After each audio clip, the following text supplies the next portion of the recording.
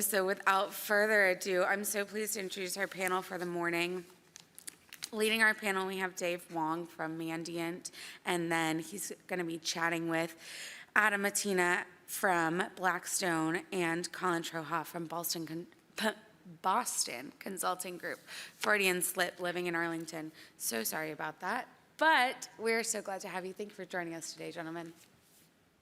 Thank you. So I'll kick it off. I'm Dave Wong with Mandiant. I have the pleasure of working with Adam Matina quite a bit.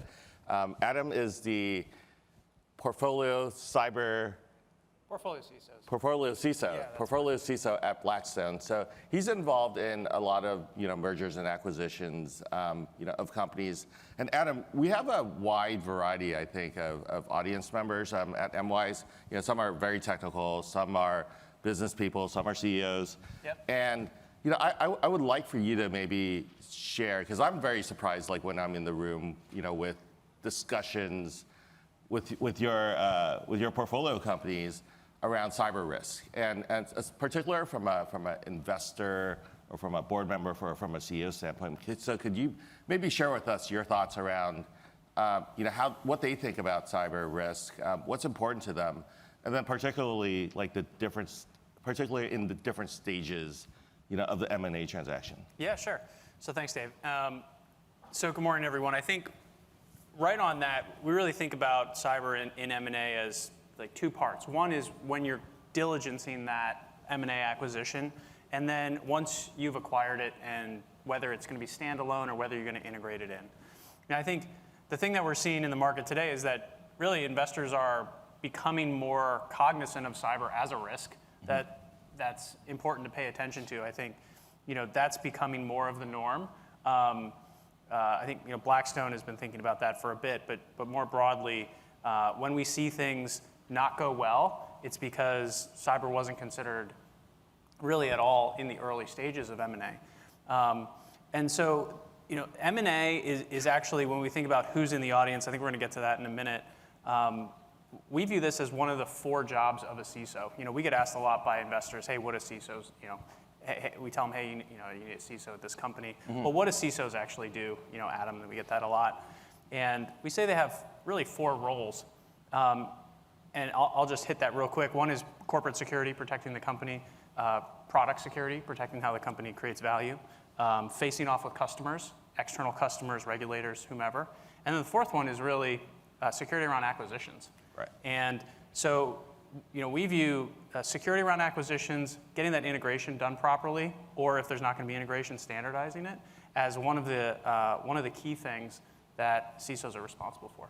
Okay. Hey, speaking of polls, why don't we, and who's in the audience, why don't we kick off the first audience poll? Yeah, let's flip to the Slido in the back, please. Colin, I'm going to have to ask you to help guide the audience. Just wait till it flips over. Great, so those in the audience, we created a Slido. We'll have a few poll questions today. We wanted to make this a bit more interactive than some other sessions, hopefully. And also we'll have a Q&A function turned on here as well. So if you take a moment and pull up the QR code, then we can get started with the first poll. So we wanted to get a sense as to who was in the audience today, and really what is your role at the company. So I think that will help us to get a sense as to what different roles and responsibilities everyone has. Yeah, and if you can't click on the QR code, there's a website and a code that you can enter as well too, right? Yes, you should need to go on directly on the left. We'll give you guys a minute to do that.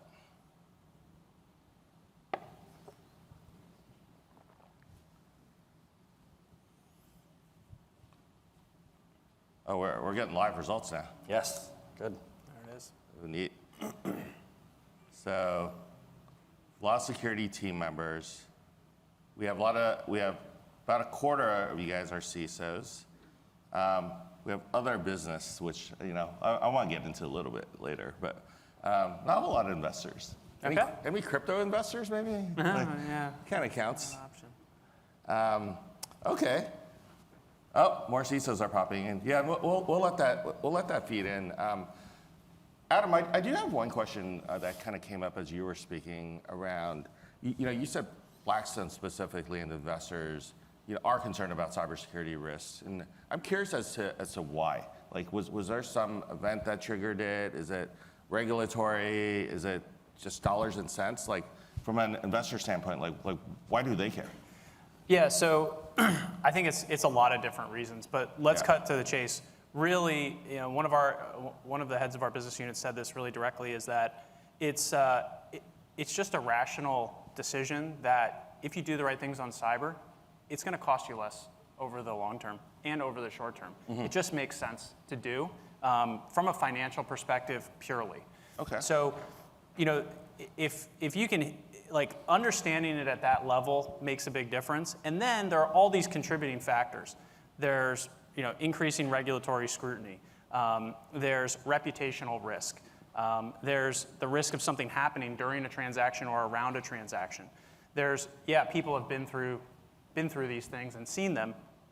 And that makes a big difference when you've, seen the car crash happen. Because if you haven't actually been through it, it's tough for people to imagine what it can really be like. So all of those things are contributing factors, but ultimately they all boil down to managing risk in the M&A process, making it as part of diligence, and thinking about it like a business risk at an executive level is the right thing to do for the company, shareholders. It makes for good financial sense. Right. Yeah, and that point you made about like increased risk during M&A, we'll get into that a little bit later, so I'll just put a pin on that. But Colin, maybe I could get you to jump in because it sounds like companies, especially like PE firms, because they have so many companies that they oversee, that they have a broader view, similar to what Mandiant or BCG might have of companies getting breached, and you see that car crash happen again, and you want to prevent it, right? So speaking of prevention, Colin, I wanted to ask you maybe, what are some things that companies can do, during the due diligence phase, or even, while they're holding like a private equity firm, like holding a company, like what can they do? Yeah, so I think we see varying degrees of what you can do. I think there's kind of the high level, take at least a perspective of, how does the security program stack up? What are the actual components of it? Do they have the right aspects, or all those types of things that you would do? Kind of in a big assessment, you may have to crunch that down based on the deal length to do it quickly, as I'm sure you're well aware. Sometimes you have a week, maybe 2 weeks at most. Sometimes you get longer, and that's for like the bigger transactions, and you actually can dive a little bit deeper. And then it's also taking a more technical lens of actually doing potential outside-in scanning, actually looking at the fundamentals of identity. How are they configuring their identity? How are they configuring some of their controls, even within the SOC, for instance? How are they looking at alerts? Are they outsourcing? What are they outsourcing? So I think all those components can give you a more detailed perspective. And then when you also get into some technology companies, you actually want to maybe get into some code reviews and understanding, are they doing the right things so the IP that Adam and his team are investing in is actually safe and it's not going to introduce risk down the road. Right. It's interesting you mentioned software companies because we deal with a wide variety of companies. It could be software, it could be financial services, it could be healthcare, and they all seem to have like a different risk appetite. And Adam, maybe I can get you to dive in here because it's one thing when you're acquiring one company, but when you're a PE firm and you're acquiring 10 companies or more, I think the scale of that's different, and then you have like different types of companies. So how do you guys manage that? Yeah. Well, so I think I'll answer that in two ways. From the private equity lens, what we're trying to do is get a common view of risk across our portfolio. And so, today we oversee a little over 250 companies globally that we're engaged with on a quarterly basis. And so what we have to understand is, hey, looking at all of these companies, where are the riskiest ones? Which ones are sick versus healthy? We use a lot of medical analogy type stuff. And then deliver preventative care, so we don't have to deliver emergency care, to the portfolio at large. Now, some of those companies are doing M&A themselves. Yep. And I think there's a difference. You see a difference when a company's acquiring 1, 2, or 3 companies, over the course of a few years. And after a few years, they're the combination of maybe 3 former independent entities. Versus we have some companies that are acquiring a company every quarter, or maybe every 2 months they're acquiring a new company. Well, they need a different type of motion in their security team to be able to diligence that, triage it, figure out what are we going to integrate, what are we going to leave standalone.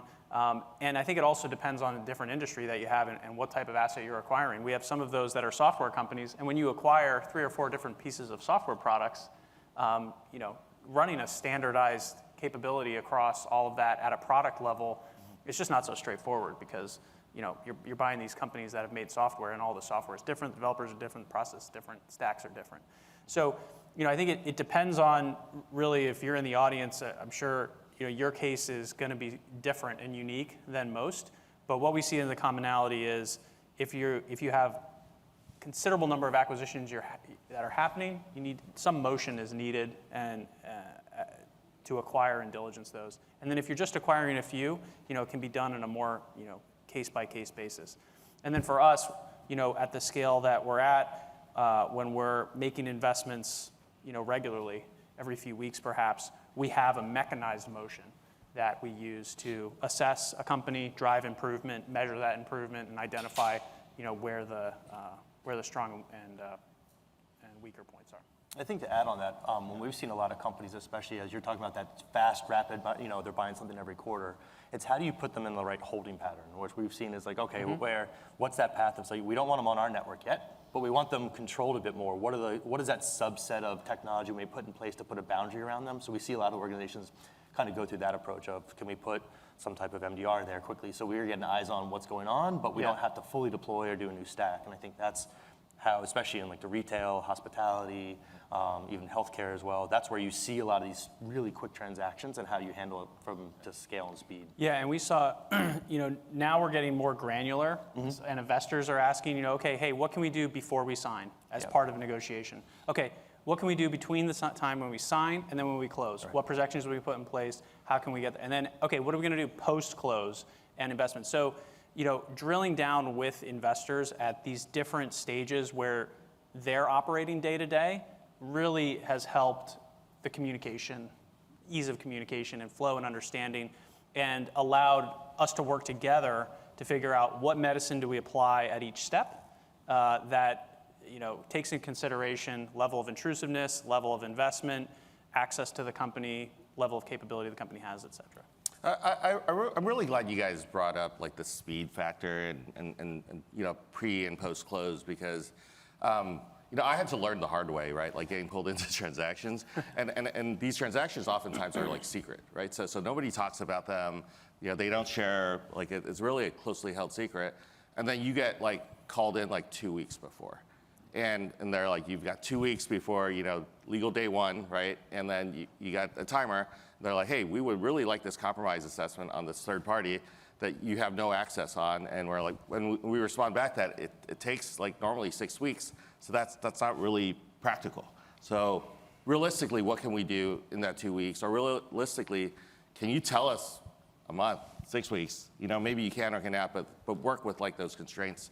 I really like your medical analogies, Adam. I steal them all the time, by the way. And considering that, I'm looking at the stats there that we've got a lot of security team members and a lot of CISOs. I do recommend that you use like non-tech speak, like non-security speak, because as you're talking to investors, like they don't understand what you're talking about, right? So we talk about reducing risk, right? And I want to get both of your opinions on this, by the way. Like we talk about reducing risk, but what does like risk really mean, and how do we measure that? And so you talk to a board member, or you talk to an investor, and you tell them about ISO, or you tell them about NIST standards and compliance, like they have no idea what you're talking about, right? And so, Adam, like, what are the risks that you see? What are some of the common problems you see in like portfolios, either pre or post acquisitions, and like, what's your strategy of like measuring and reducing that risk? Yeah. And Colin, I'd like to get your opinion as well too. Sure.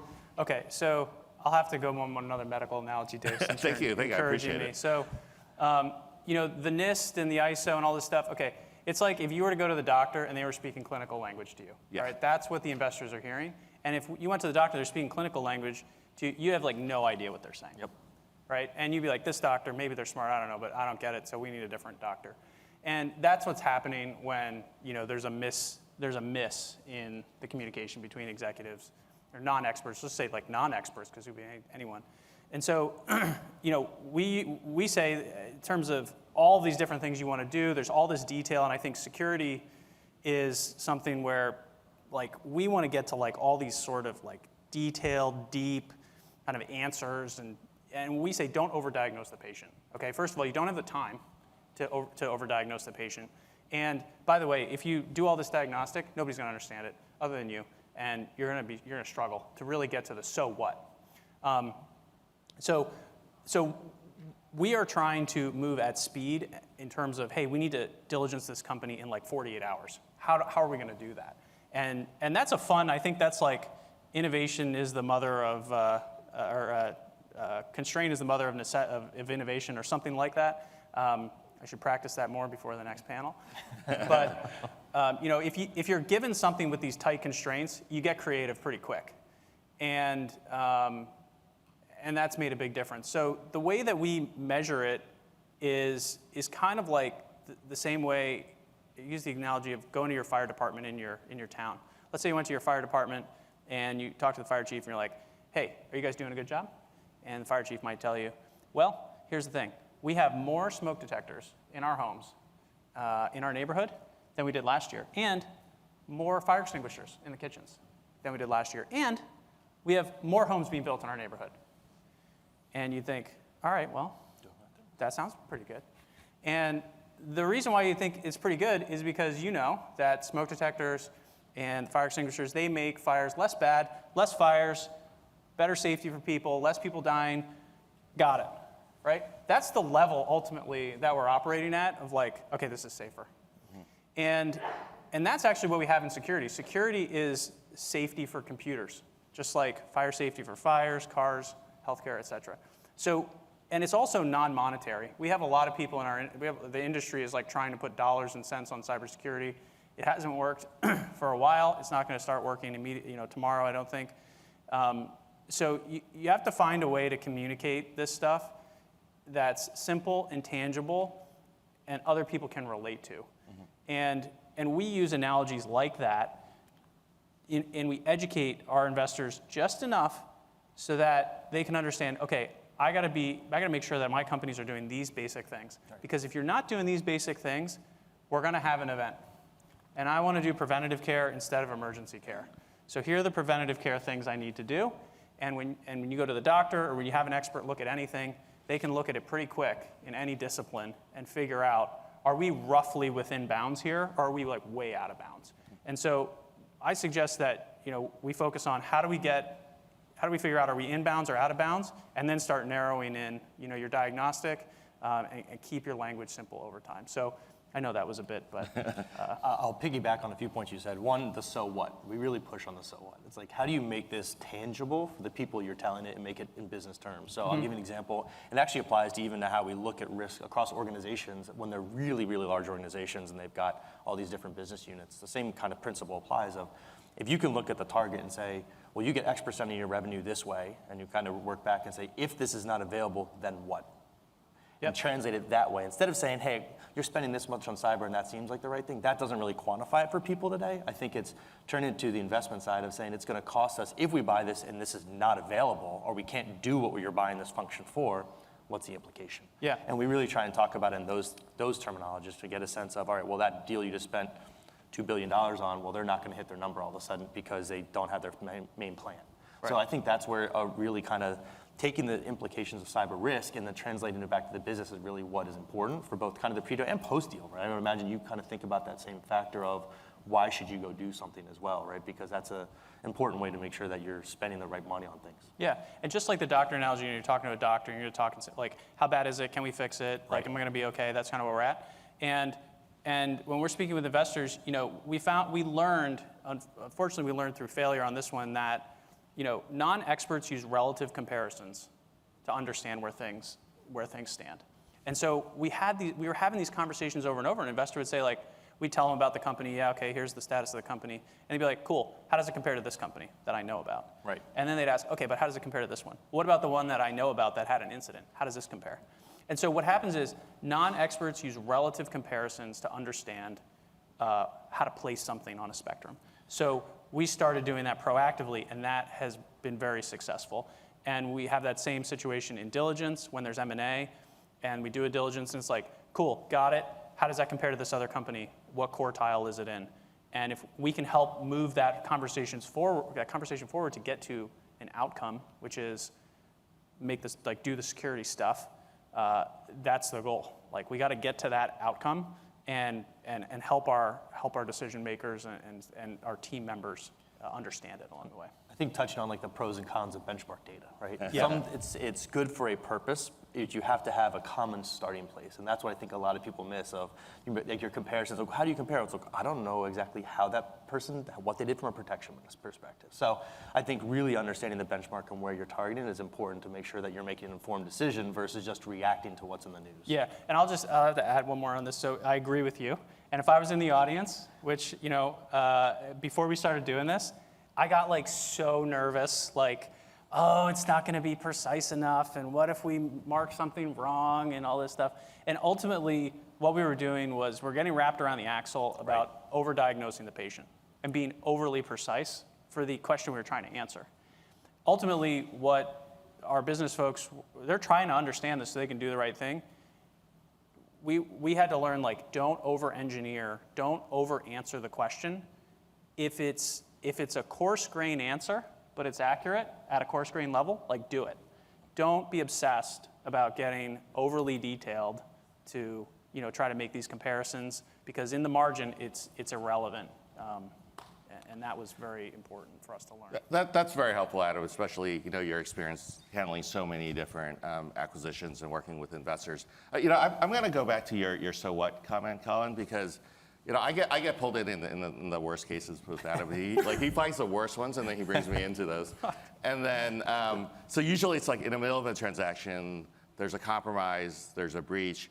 And the so what that I see is like an investor on the other side of the Google Meet call where they're like ripping out their hair because the deal's about to go bust, right? And that's the so what, I think, specific to M&As. Colin, but if you could maybe bring up the deal or no deal question, because I want to pull in, if you could do that one and maybe go back. I want to pull in the audience to our conversation. Maybe you could read the question for us. Yeah, so we were having this discussion beforehand, deal or no deal. If a company is in the middle of a breach that may lead to theft of customer information, intellectual property, embarrassing information about the CEO, would you call off the deal? And I think that this is something that has happened. We've seen all three of these things come up in different diligences that we've all been taken apart of. It's 50-50. I thought we need a tiebreaker. No deal. Phone a friend.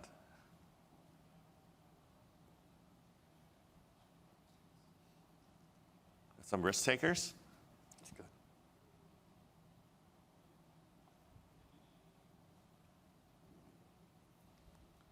Yeah, so a lot of people are no deal. A lot of people, I think I would probably fall in the last category myself. I would want to learn more information about, the data.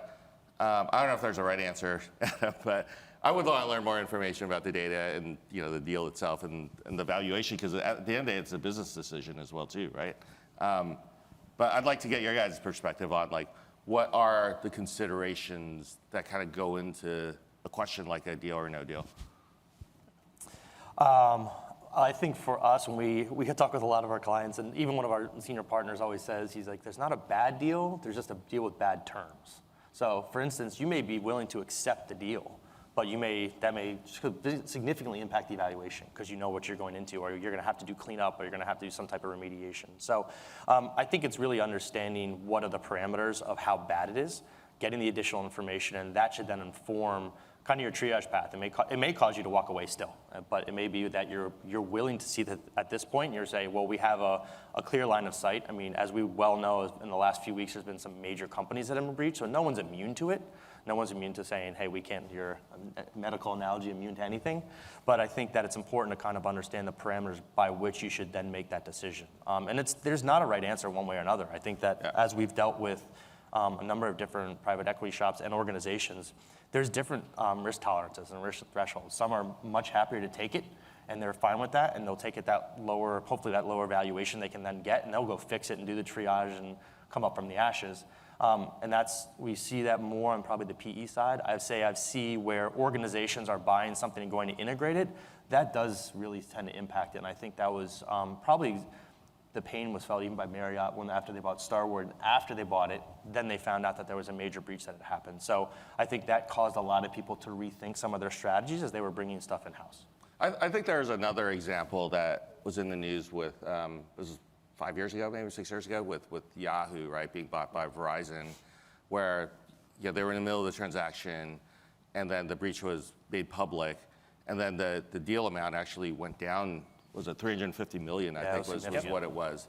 What came into that decision? Like we don't really know, right? We weren't there, but presumably it was related to the breach, and then subsequently, I think a few years later, there was a class action lawsuit and a settlement of roughly about 120 million or so, and I assume other costs to respond to the incident. So it's kind of in that ballpark, right? Like people are doing that math and doing the terms. I had other situations that I worked on that aren't public, where there was a breach, and in the middle of a transaction, like people are trying to figure out if they're going to go in or not, and one of the advisors came in and came up with interesting solutions in terms, like you said, and they basically said, like, how much do we think this breach is going to cost and impact the valuation? And they basically just set aside $20 million in an escrow fund, and so if there was going to be subsequent litigation and there's going to cost, it was going to come out of that escrow fund. And if not, they were going to return it to the seller, right? So there are interesting ways I think business people can tackle that problem. So it's not really that difficult. But Adam, maybe going back to deal or no deal, like in your experience, whether at your company or elsewhere, like have you seen deals like fall apart, like because have they gone bust because of cyber issues? So what I'll say is that I think the major factor in this is whether or not the acquiring company or acquiring investment firm feels like they have the capability to deal with the issue. Mm-hmm. That's like the non-quantitative point for that we've observed people think through. It does come into a lot of the business factors that have been mentioned. How much does it really cost? What's the impact to revenue? Are we going to lose customers? How many customers? What are those? What's that worth? Are we going to lose IP? What's that worth? And you're coming into the terms, right? So it's like if you're buying a house and you find out in the inspection something's bad on the house, all right, what's it worth? Do we want to do this? Do we want to get into fixing this or not? So, and cyber is just one risk out of many, not to minimize it, but it's one risk out of many considerations that are balanced when putting a price on a deal and making a decision to go forward or not. What we've observed is, and it really depends on your ability to deal with it, if you acquire that company. Now, people's ability to deal with it varies.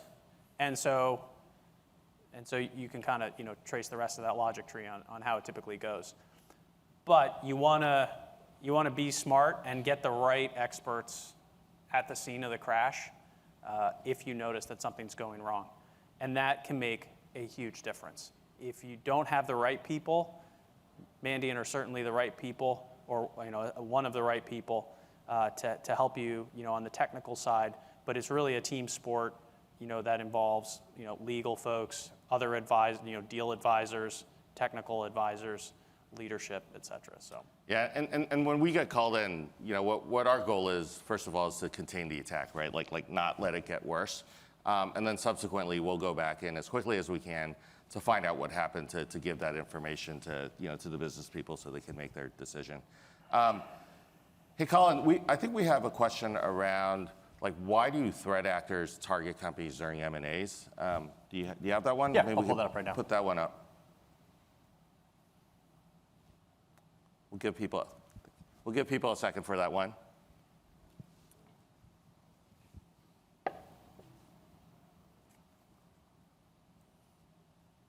I did not expect this. that's good. That's why I do the poll.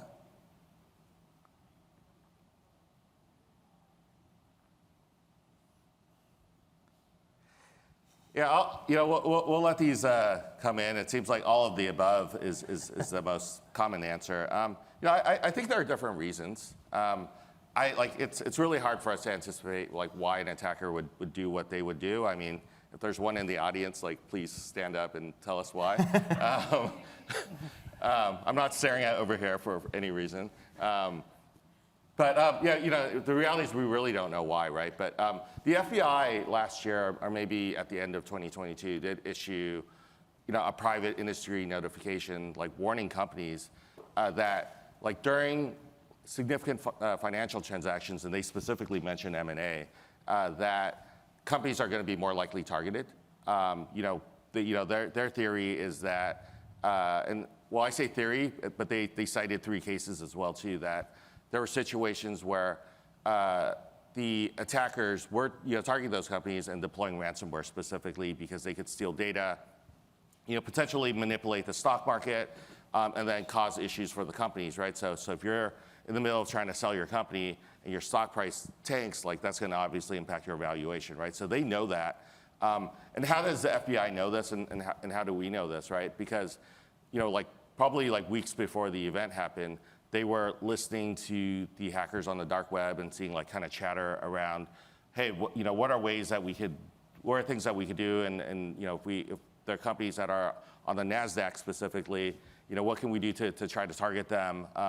There was that in the negotiations, with the threat actor, right? So once they give you the ransom note, you're chatting with them back and forth.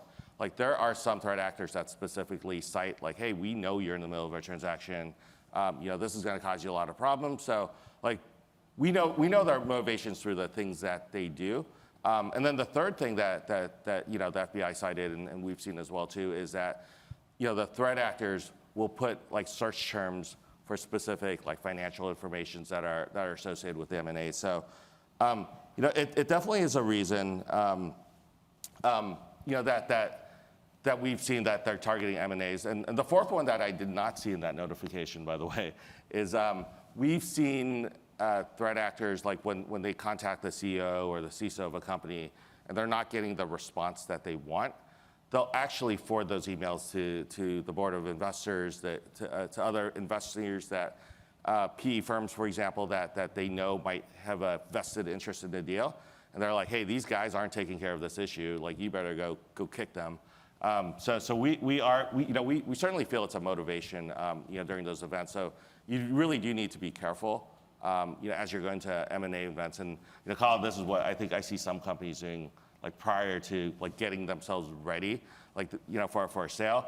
They get their books in order, right? They get everything else in order, but they also get their cybersecurity in order and before they go for a sale. Yeah, we've seen that where they all going through some period of so many months beforehand. And we've actually talked with some companies recently about kind of almost pre-diligencing themselves, right? They're going to get ready to go to market and say, what's the perspective what's the market going to view of us? What is our posture? And how do we take that? So that they want to be able to use cyber as a good thing to say, hey, look, we put the right protections in place, we protected ourselves, and we can put ourselves in a position where you can be sure of the investments you're going to make, right? So that, again, like you said before, it's one factor, but it can be a very important factor because it can be very public. Unlike the financials may be a little bit behind the scenes, but the cyber ones can be out in the news very quickly, and that can really impact the overall perspective of the deal. So one thing I don't really understand, quite honestly, and maybe you two can answer this for me, is if a hacker attacks your company, they steal a bunch of data, they threaten to encrypt your systems, and you pay them, right? You pay them to kind of cover it up, so you can sell your company. Do you have, does that work, first of all? Do you have a right to, or do you have a duty, I guess is the question I asked. Do you have a duty to disclose that to the buyer? I've seen in some contracts where there's representations and warranties and things like that. And so even if you make this a non-public event, do you still have to notify the buyer? I don't know if I've seen it. You may be closer to this than I have. I don't know if it's probably just what you were saying, kind of the warranties where we've seen it. Yep. It's not. I don't know if it's been as explicitly called out as it probably should be. Uh-huh. My perspective is with some of the SEC regulation that's coming down the pike, that may change, mainly because there's now the disclosures and the windows that you have to meet. So I would imagine that there's change coming in that front. I think I go back to the house buying idea. You could just buy a house for cash and be like, you're done with it. Here we go, off we go. Or you can go through a lot of different processes that involve a number of obligations by the people selling the house. And maybe it's a certain type of building that has a bunch of requirements on it, due to regulations or the state or the neighborhood, or there's an HOA and there's all these other things. So, I think there's a big it depends here. But generally, if you have a savvy buyer, they're going to be putting in requirements that protect them from a series of unknowns, and obligate the seller to make certain disclosures that they'd like, again, depending on the deal. Okay. Dave, there's actually a question for you here. Oh. Have you ever attributed a breach during an acquisition to a competitor to disrupt a deal? I don't know if we were ever 100% sure. There were definitely like suspicions around whether a competitor was involved or not. So there were questions around that. Like we had some, incidents where there were insiders. It's kind of questionable where they were previously. So not 100% because attribution is very hard, especially when you're talking about private parties and not career hackers. Adam, I really love your analogies. By the way, you need to start like a daily tweet or something, or a LinkedIn post. And I'll just follow them. Yeah. I guess you both are help with strengthening or making companies more resilient to attack. And in the few minutes we have left, maybe what are the like top 3 things that companies can do either like during a transaction or before a transaction that you think will help them improve their security if they don't already have it? I'm thinking flash assessment. Thinking Adam, flash assessment? To give you a tip. Yeah. All right, that sounds good. So we use the same process to diagnose, to do diligence as we do to assess our currently owned companies. We had a bunch of debate on that, and the answer is like, well, why wouldn't we use the same standard? It's still a company. So, looking at the basics, when we see incidents happen, we've been involved in many over the last few years. We catalog the root causes of them. And what we've learned is that incidents are really happening because of 2 things. One is lack of defense in depth, and the other is lack of completeness of controls, right? So the lack of defense in depth, we use the car analogy. You got, anti-lock brakes, you got crumple zone, you got airbag, you got all these things lined up. And if you're a security person in the audience, you've heard of defense in depth or you're an expert at it. But not everybody is. And not all security people necessarily are. And even if they are, the implementation of it in their company may not be actually there. Maybe they don't actually have any layers, or they only have one. And if you only have one, then there is no depth. So understanding defense in depth and reviewing what does our defense in depth in our company look like, that can really help. The other thing is completeness of controls. So do you wear your seatbelt every time you get in the car? Yes, and then if you interrogate somebody a bit, maybe there's certain conditions where they don't. And that's where we see incidents happen because people get hit in between the armor. They don't have security controls, in all of the right spots, or they don't have full coverage. So these are really the 2 drivers of incidents that we've learned over the last few years is like lack of defense in depth, lack of completeness of controls. And so if you're a security professional in the audience, which sounds like most of you are, those are the 2 concepts that we take a broad brush at and then start drilling down. Okay, what about 2-factor remote access? What about local, what about admin access? What about script control? Do we have completeness of control of these things? What about network proxy? What do our rules look like? So doing a review of the basics and getting experts or picking up some basic assessment tools, questions to ask yourself and think critically about those things can help how you will be evaluated or assessed by another party who's going to diligence you. And that's just getting prepared for the test, and actually making a difference in your security posture by focusing on those 2 areas. I like the preparation because I think 80% of the time I'm on the receiving side where people are asking me all sorts of questions about like how this company get hacked, like what could they have done differently, and then the rare case where I'm on the other side of it and I get to ask all the questions. That's a lot more fun. Colin, do you have anything to add there? I think the way we've kind of approached it is similar to what you said. I think we've tried to standardize almost like our small, medium, and large assessment, and it depends on time, right? And ideally, the small is you have a very short window and you can ask a handful of questions to get like the bare bones and really try it back to risk. The large is where you can do a full-blown like NIST assessment and put it to like all the different maturity categories and dive into the level of depth. Yeah. And so we'd like to do it as much as we can on the depth, but we just don't have time a lot of it. But I think that's where organizations, after we've done a deal with them, and then say, okay, well, now that we've owned it, let's dive in deeper. And then I think kind of as we were talking about before, it's like now where do we need to go invest, right? Yeah. And how do we bring that up to par so that we're comfortable with the overall security of the organization? Yeah, and look, like some companies need to do these NIST assessments and deep assessments. I'll put a flag in the ground for something controversial. Maybe that'll be interesting for everyone. Is that like, we view that as like going to the doctor and they run you through all the machines. That like doesn't happen. That's not the way to do it. So we think like get in there, like triage the basics, and then get full coverage on the basics. Focus on where your business creates value, and then figure out what are the cyber aspects of that and how should we protect that. 2 steps: do all the basics, figure out how you create value, protect that area, and then start stepping up into the deeper areas. And those more detailed diagnostics can be helpful for the second phase of that. And I think for us, like we don't ever recommend doing the deep diagnostic every year. I don't think there's value in that because it doesn't give you enough time to actually fix and work on things and get better. Right? I think it should be a point in time.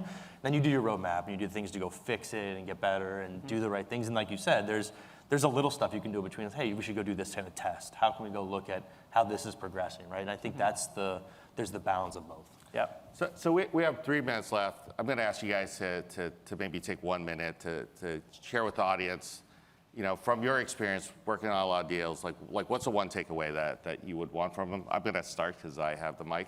There it is. And I would say, I would say, and Adam, this is through working with you and your company, that assessments only get you so far. You obviously have to do one, right? And Colin, like doing like annual assessments only does so much. I think where you guys have provided a lot of value is when you go back to the company like every month and not do an assessment over again, but ask them how are they progressing on their corrective action plan? Like what are they doing to improve on security? We had these findings 6 months ago.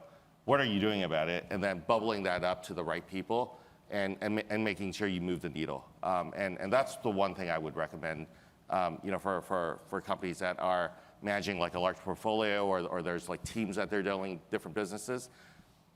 Do the assessment, of course, but focus on moving the needle. Thanks, Dave. And we do that and totally agree with that. If anybody wants to talk more about that in the audience, we have a way to do that and be happy to talk with you more individually if you have a large portfolio. I would say that the number one thing to think about is, the analogy is, if a tree falls in the woods and nobody hears, it doesn't make a sound. There's a lot of great security work being done out there by experts, by many of you in the room. But if it doesn't get to the right people and it doesn't make a sound and nobody hears about it, it's not going to have the impact. You're going to leave a lot on the table. And communication, effective communication with the people that you need to educate or influence or bring along for the ride is just as important as doing the subject matter work. So, land your message, spend time on that to get it into the terms of the people in your audience.